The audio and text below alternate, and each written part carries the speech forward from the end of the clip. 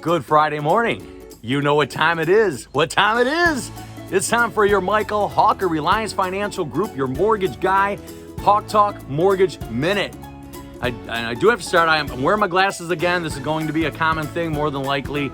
On a fairly serious note, I was recently diagnosed with something, and there's an acronym for it. It's CSADT. And you don't have to go look it up. Don't go Google it or anything like that. CSADT stands for can't see a darn thing. There's my joke for the day. All right, let's get this going. What I want to talk about today is what I feel is the best kept secret in the mortgage industry, and that is USDA loans, or RD loans, which stands for Rural Development. Now, when you say that to people, a lot of people say, and I even used to think this before I got into the mortgage business, that, well, that's just if you want to be a farmer. You know, that's for people that are buying 20, 30 acres and they're going to grow chickens. And why would I want one of those loans? That is not what it is. I want to read a definition to you real quick here. Why does rural development do this, or what is a rural development loan, which is the same thing as a USDA loan? Basically, we call it a Govy loan. It's a government program, just like FHA is a government program, that they're backed by the government, but it's a program that helps lenders work with low and moderate income. Now, when I say that, you're going to be astonished at what the income limits are.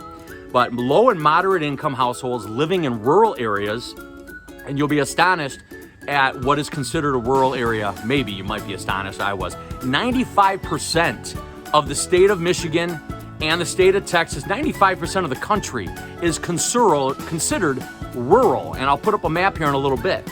But anyway, let's get back to the definition.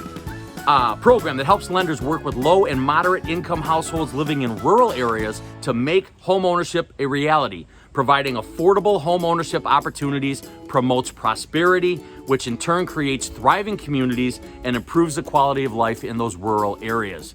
Now, what I want to tell you about real quick here are some of the guidelines. What does it take to qualify for a USDA loan?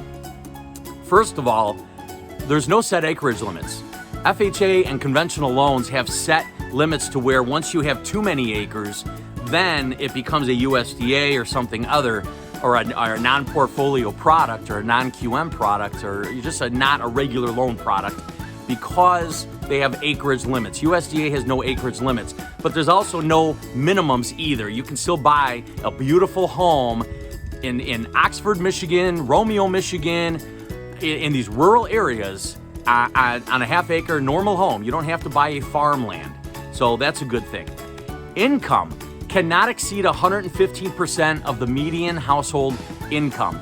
Most income in these rural areas, in many cases, is already $70,000, $80,000, $90,000. So your income just can't exceed 115% of that. So, for example, if the area median income in a certain area considered rural is $80,000, your income can't exceed $92,000. The income limit on this is $103,500. So if you have an area where the area median income is $100,000, you just can't exceed $103,500. Anything less than that, you're golden. Now, one thing that's different about this is all family members that are at least 18 years of age, all family members in the household, whether they're on the loan or not, their incomes are all cumulatively added together. So just for an example, if you're a single mother or father and you're making $50,000 a year, and you have two kids living with you that are both 18 or older, and they're each working, making $30,000 a year apiece. Well, that's a household income of $110,000. You're over the limit. So what do? You just evict the one you like the least. Move along, you're approved. So that's what you do on income. Front end and back end debt to income ratios, similar, but they're a little bit tighter.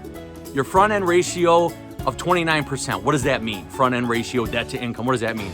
All it means is that your all-in mortgage payment, principal, interest, taxes, insurance, acronym for that, PITI. It's a PITI. You got to make it every month. Principal, interest, taxes, and insurance, and if there's any homeowners association dues.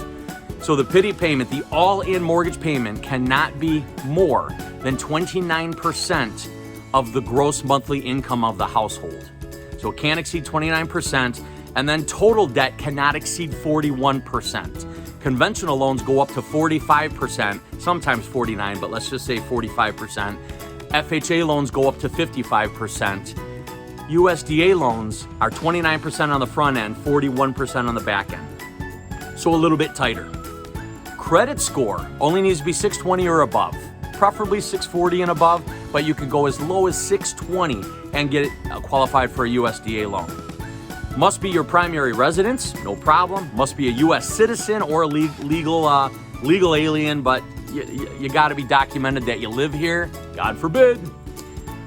You can get 102% financing. What does that mean? No down payment required. No down payment required. You can get into a home and finance 100%, actually up to 102%. There's a 1% USDA funding fee that's like an insurance on that loan, and they finance it into the loan for you. You don't have to have money for down payment as long as you qualify for this loan.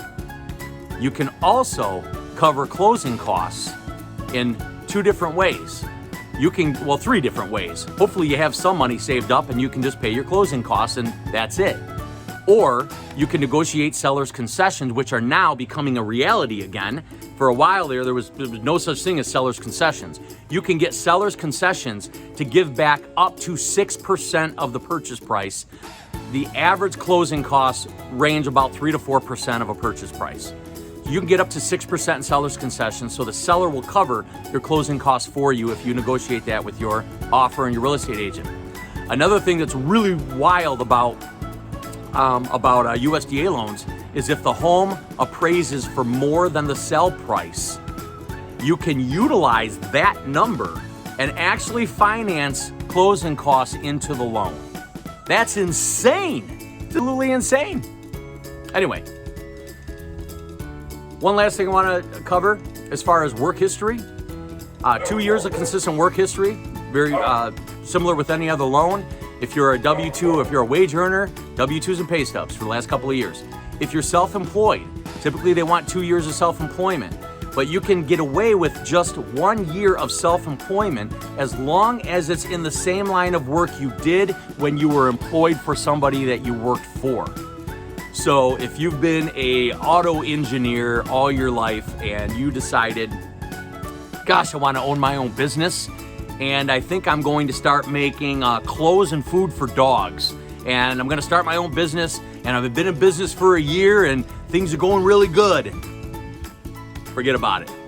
But if you've been in the housekeeping industry and house cleaning and things like that, and you've worked for a company, you've worked for hotels, you've worked for athletic clubs, and you've done this, and now you decide you want to start your own cleaning business because you've learned the ropes, and now you're on your own, and you provide a year's worth of tax returns and P&L, and you're doing great and you're making money, that will work because you're in the same industry and you have 1 year under your belt.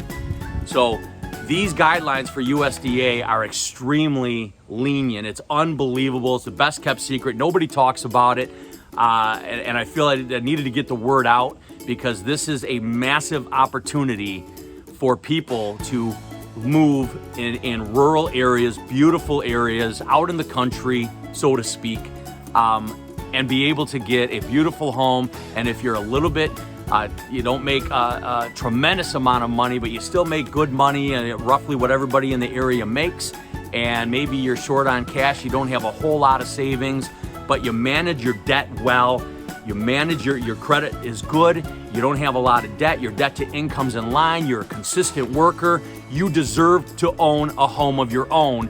And USDA RD Loans provides an opportunity for most or many that may not be able to get into a normal conventional or an FHA loan because of lack of funds or not wanting to go through down payment assistance because truthfully, they're a pain in the ass. They're a pain in the ass for you. They're a pain in the ass for the mortgage lenders. It can be done. There's programs out there, but it's not the preferred way to go because now you're going through getting money for the down payment and then you're trying to get closing costs. They can always be covered in concessions, but USDA gives the most flexible opportunity to get into buying a beautiful home. So if you have any questions about this, contact me. My information is, you know where it's at. It's all over the place here. But give me a call. Let's talk. And if you have any questions, just say, hey, I want to see if maybe I qualify for one of these loans, and you want to take a deeper look at the map of the areas of where these homes are. I'm going to show you a map in a little bit here, and we'll go from there. So give me a call. Have a great day, and we'll see you very soon on the next Hawk Talk Minute.